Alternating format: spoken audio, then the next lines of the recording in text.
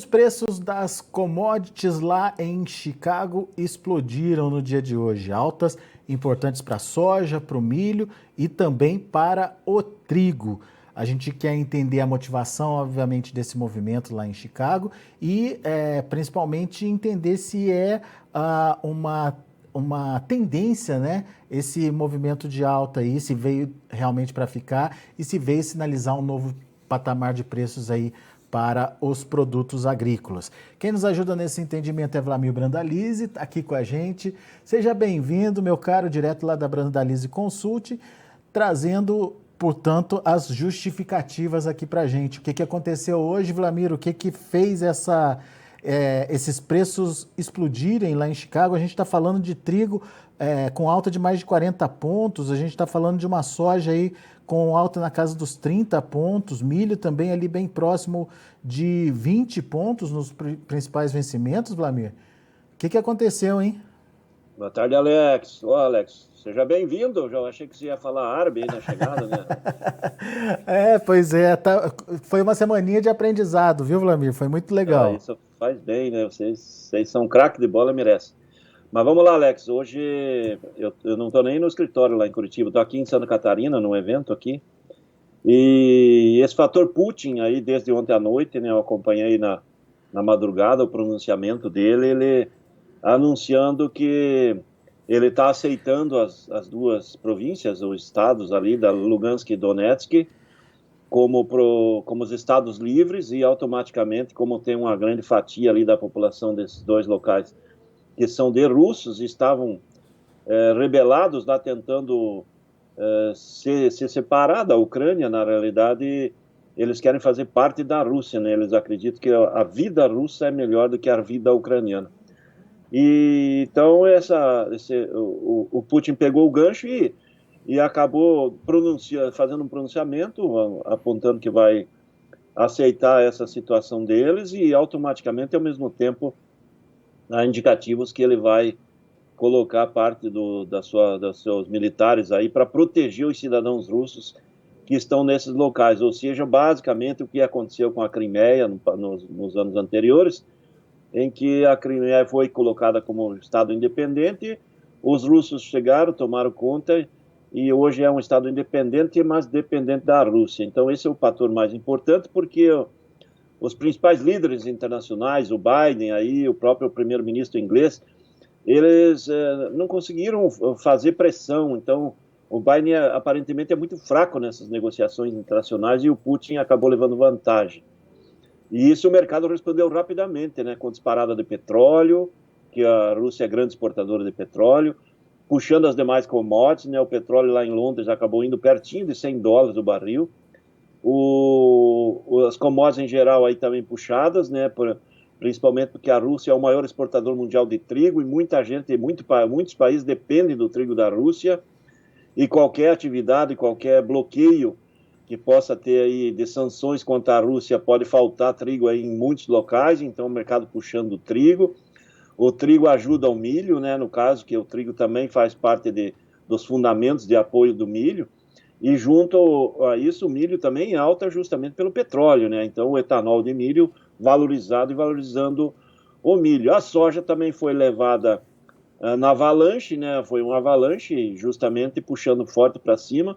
Os investidores acabaram apostando na alta nesse momento, em cima desse fator que eu acredito que seja um fator de curto prazo, não deve ser um fator de longo prazo. É isso porque eu não acredito que vai ter uma guerra ali, uma guerra entre o Ocidente com a Rússia.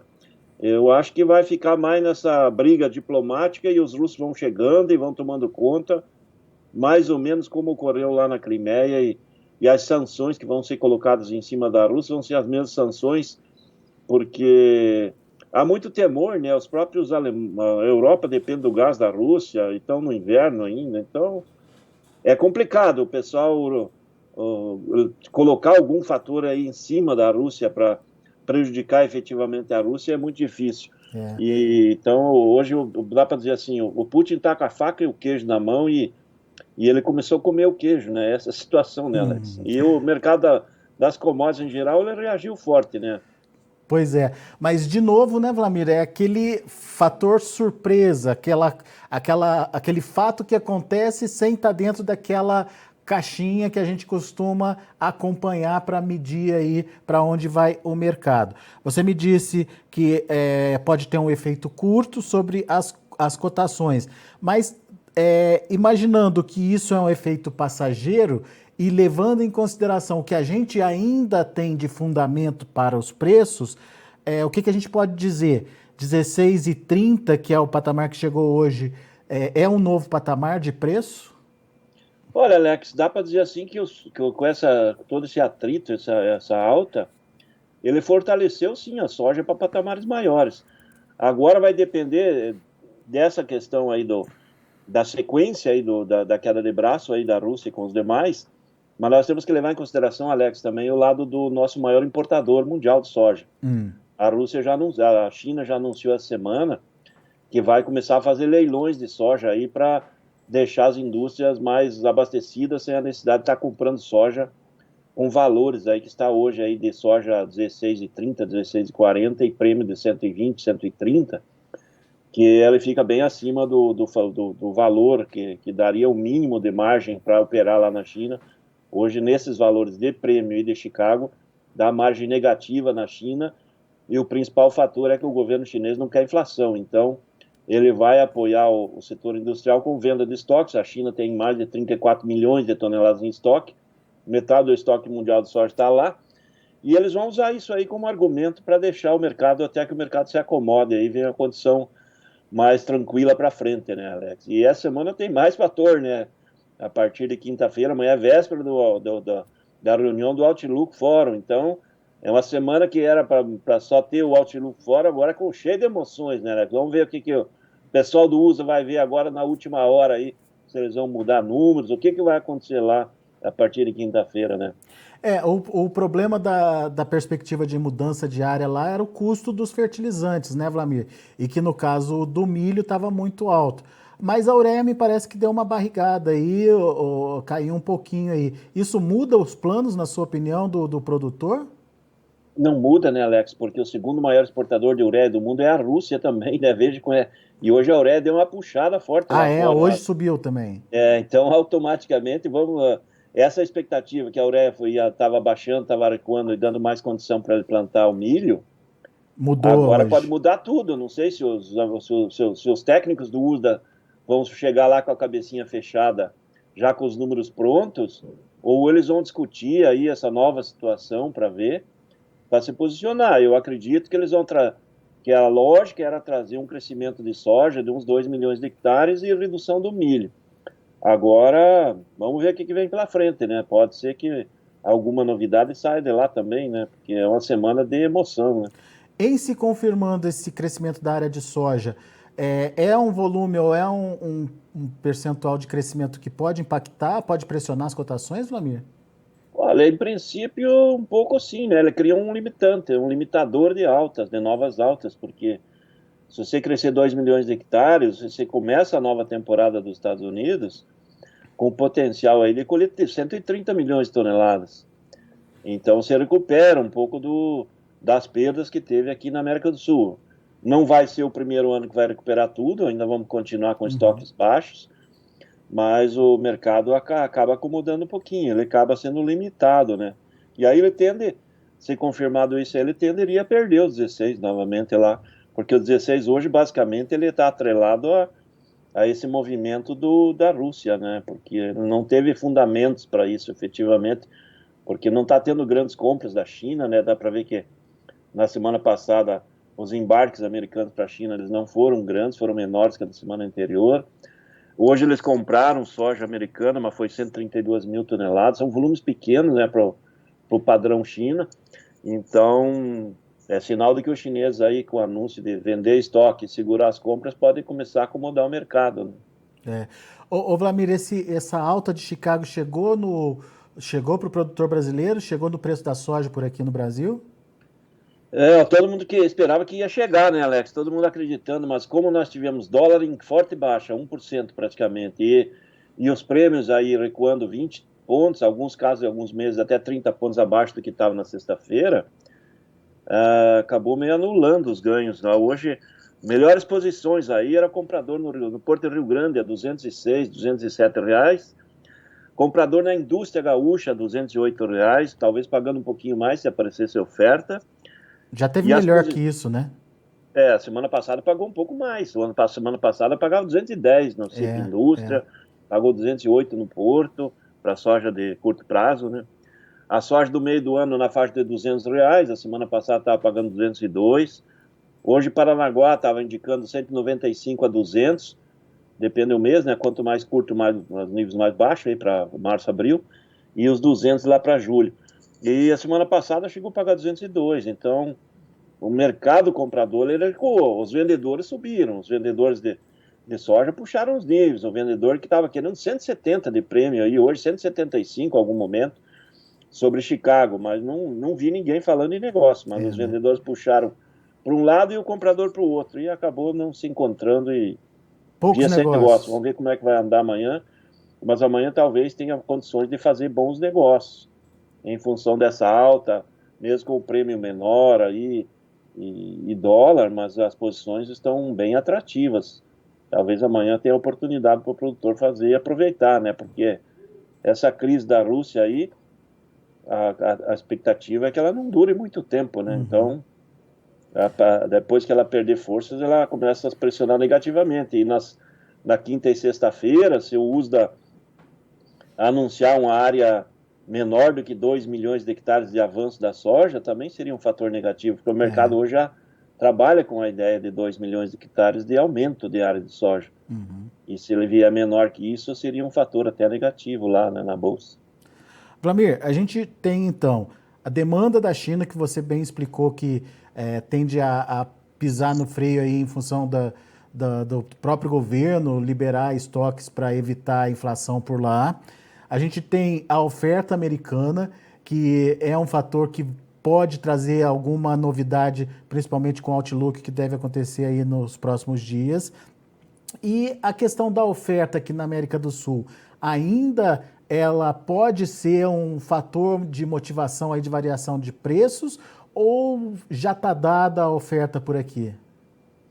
Olha, Alex, ainda tem. Aqui no Brasil não muda muito, né? Porque a gente vai vendo aí que nem Mato Grosso, a colheita está bem avançada, que é o maior estado produtor, os demais estados estão evoluindo na colheita, e agora está nas definições da safra da Argentina, e aparentemente ontem e hoje, algumas chuvas voltaram a cair nos campos argentinos, e isso acaba dando uma amenizada na crise, como a safra deles, o plantio se deu aí de um mês atrás, aí o fechamento, então tem muito tempo para se definir a safra lá, e com chuvas, e há indicativos que novas chuvas devem chegar aí até o fim de semana, isso pode trazer uma calmaria aí da pressão de quebra de safra da Argentina. Então, a Argentina colhendo mais de 40 milhões, 42, 44, 45, como aponta o USDA, traria uma tranquilidade aí, compensaria aí parte de umas perdas que no Brasil são perdas grandes. No Brasil as perdas são acima de 20 milhões de toneladas se a gente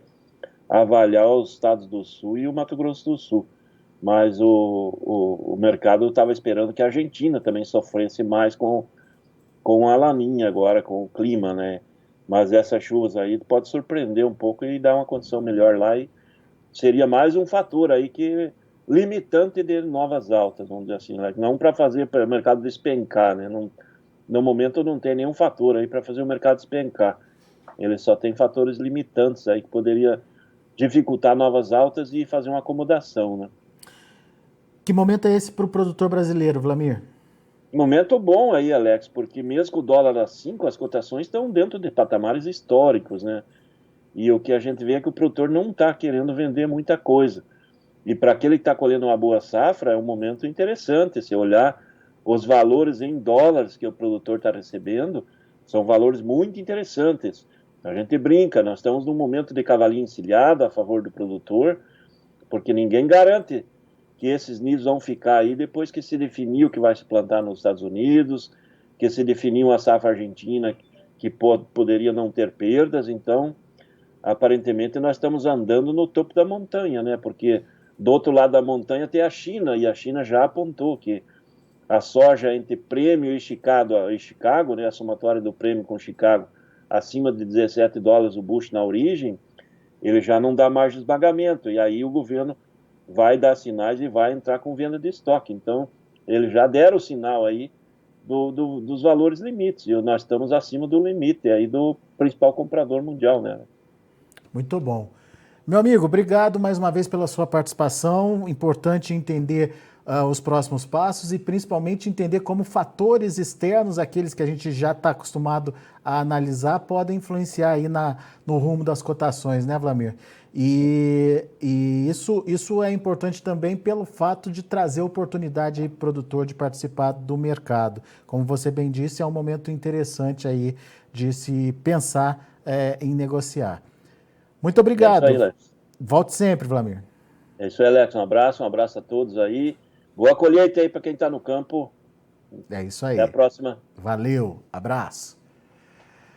Wlamir Brandalize Consulte aqui com a gente no Notícias Agrícolas, analisando o mercado de grãos, em especial o mercado da soja. Desculpem. O mercado que hoje subiu bastante, mas muito em função dessa tensão toda que ocorre entre esse impasse entre Rússia e Ucrânia e principalmente como os outros países do mundo estão se posicionando em relação a essa questão. Vamos aos preços, vamos ver lá na Bolsa de Chicago como encerraram as negociações. Você acompanha comigo na tela. Março, 16 dólares e 35 centes por bushel, 33 pontos e meio de alta. Maio, 16 dólares e 35 centes por bushel também, 31 pontos e meio de elevação. Julho, 16 dólares e 30 centes por bushel, 29 pontos mais 25. Agosto, 15 dólares e 90 centes por bushel, alta de 24 pontos e meio. Vamos ver o milho. Alta forte também, março, 6 dólares e 74 centes por bushel, 20 pontos e meio de elevação. Maio, 6,72, 19,75 de alta. Julho, 6,65, 18,25 de alta. E setembro, 6 dólares e 21 centes por bushel, 12,25 de elevação. E para finalizar, o trigo. Desculpem. Para março, 8 dólares e 44 centes por bushel. Olha o trigo, 47 pontos de alta. Maio, 8 dólares e 52 centes por bushel, 48 pontos e meio de elevação. Julho, 8,47, 46 pontos mais 75 de alta. E o setembro, 8 dólares e 47 centes por bushel também, subindo 44 pontos e meio. São os números de hoje do mercado de grãos lá na Bolsa de Chicago. A gente vai ficando por aqui. Agradeço muito a sua atenção, a sua audiência. Continue com a gente, lembrando que Notícias Agrícolas está há 25 anos ao lado do produtor rural. Se inscreva em nossas mídias sociais. No Facebook, Notícias Agrícolas. No Instagram, @Notícias Agrícolas. E em nosso Twitter, @Norteagri. E para não perder nenhum vídeo, não se esqueça de nos acompanhar no YouTube e na Twitch, Notícias Agrícolas Oficial.